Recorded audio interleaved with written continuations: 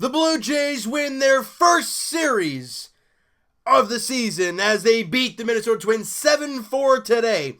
And most of the offense from the Jays occurs in the first 4 innings. Great job by the Toronto Blue Jays, and a great job by the offense there early in the game, pouncing on Michael Pineda and really just drilling him all over the place. The Jays did an amazing job, grinding out at bats, getting solid contact, and a couple home runs in there. You can never go wrong with a few of those. And it started in the very first inning. Randal Grichuk. I mean, we've heard the whole dispute with him and Tim Anderson, with the whole bat flipping and all that crazy stuff.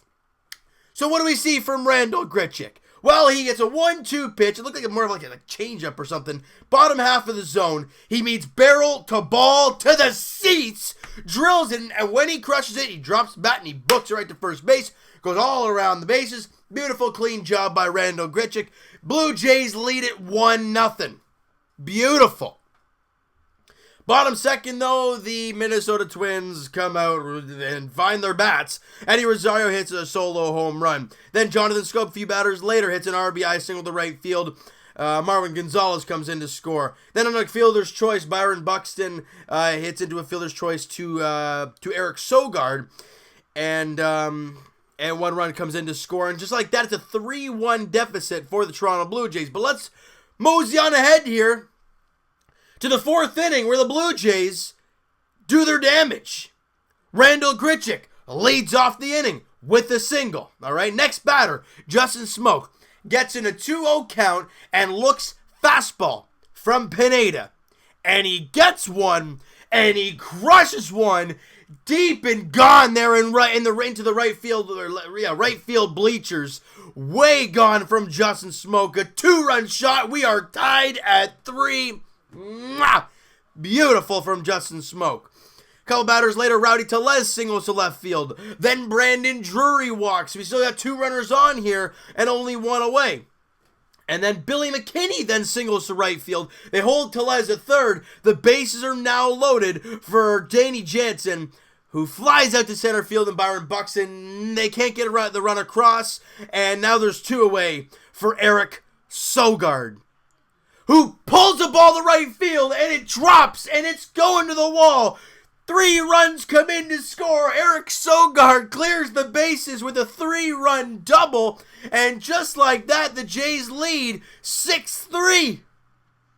The Jays score 5 runs in the inning. They get the hits, the couple walks, the beautiful job, and they get the lead now at 6-3. You gotta find a way to hang on now. And then we go to the a big inning, by the way. It was in, which inning was that? Where they took out Clay Buchholz.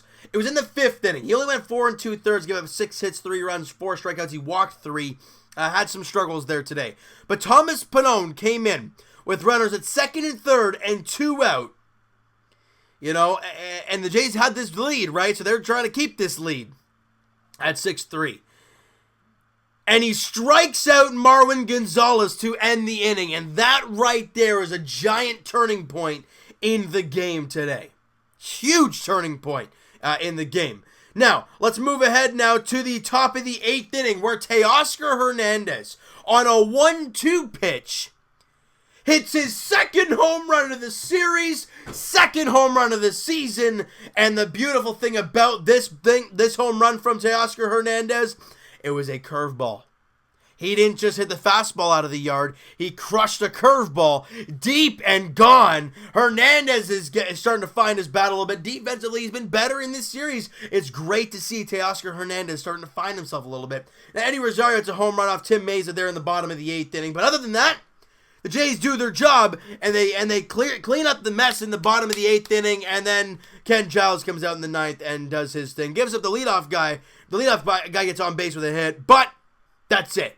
Gets the next 3 and gets the save for Ken Giles. Great job there. And the Blue Jays, like we said, win their first series of the year.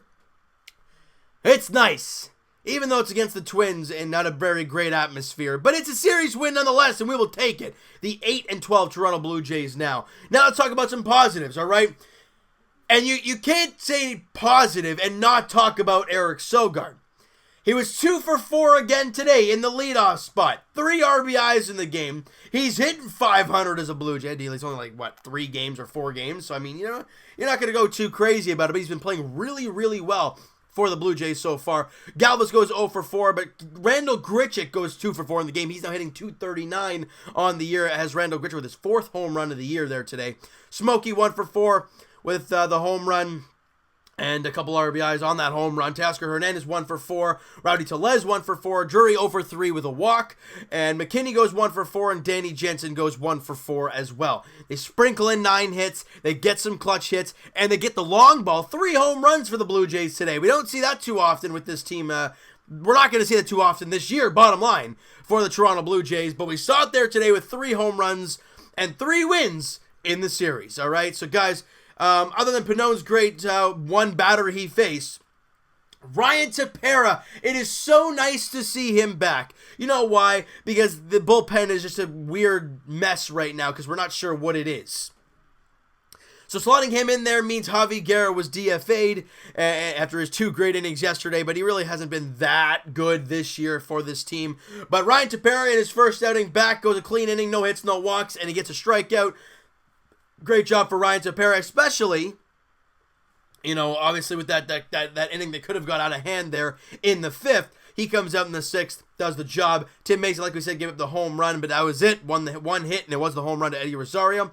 Joe Biagini comes out in the 8th, goes an inning, no hits, no walks, gets a strikeout. And Biagini actually picks up the victory there today. He's now 1-1 on the year. And Ken Giles, like we said, gave up the 1 hit. No walks, strikes out a couple, gets his 6th save on the year and dropping his ERA now to 3 for Ken Giles. So that's a pretty respectable ERA for Ken. Now for the Blue Jays, they now turn their focus to the Oakland A's. The Jays fans, here we go, the one trip to Oakland, and it's in April. I mean, thank God it's now and not like in the deadbeat of summer, right? But it's now, and it's tomorrow night. It's this weekend as the Blue Jays head to Oakland to take on the Oakland A's for a 3-game set. Marcus Stroman on the mound for the Blue Jays in Game 1 tomorrow versus Aaron Brooks.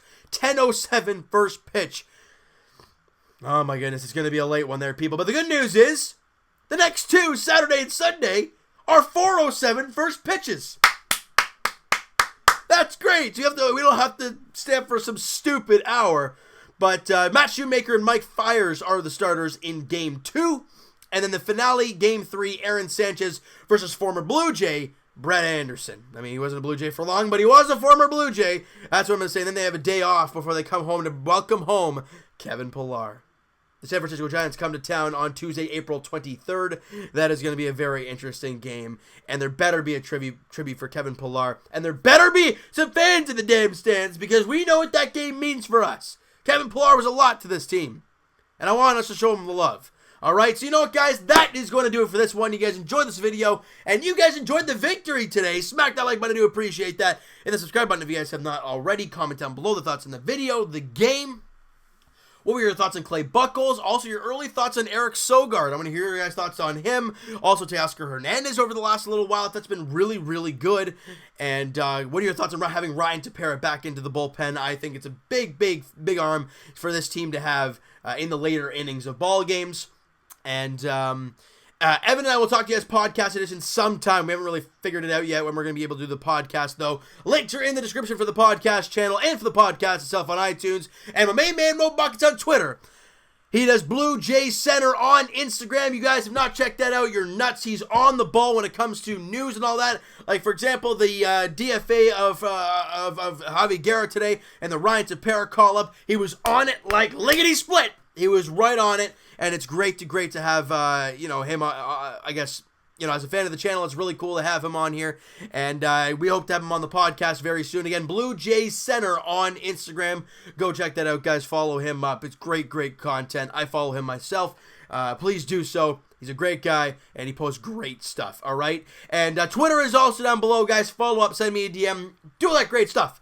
And I will talk to you guys. Raptors edition will be tomorrow night as they are in Orlando taking on the Magic for Game 3 of their series against the Orlando Magic. A very big game for the Toronto Raptors. They look to regain their home court advantage with a win there in Orlando tomorrow. It's a big first quarter for the Raptors there tomorrow night at 7 o'clock in Orlando, because you want to set the tone early. You don't want to let their fans and that team get into a groove early in the game and get their fans fired up, right? You know it's going to be packed because it's a playoff game, so you can't let them get into it early. The Raptors got to do what they did in Game 2 and come out defense guns a-blazing and have your offense settle in nicely to the game as it did in Game 2, all right?